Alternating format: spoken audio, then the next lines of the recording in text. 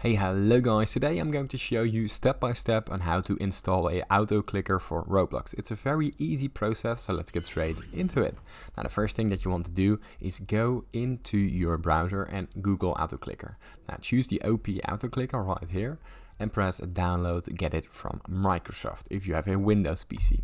Now here it will take you to SourceForge and it will start the download automatically.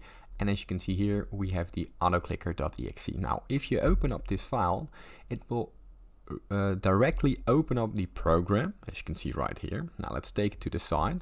If you want to use this, you need to have this open while playing Roblox. Now, the click interval is the times it will actually click. So let's say I have it set at 3 seconds. It will click every 3 seconds. Here we have the click options. The mouse button left, right or middle is the one that gets clicked when the timer appears. Here we have the click type, single or double click, and the click repeat. Now let's say I press it at repeat, it will click one time and then it will stop. And here I can set the times of it to click for. Here repeat until stopped. Here we can use the current location of our cursor. Now let's say I have my cursor right here.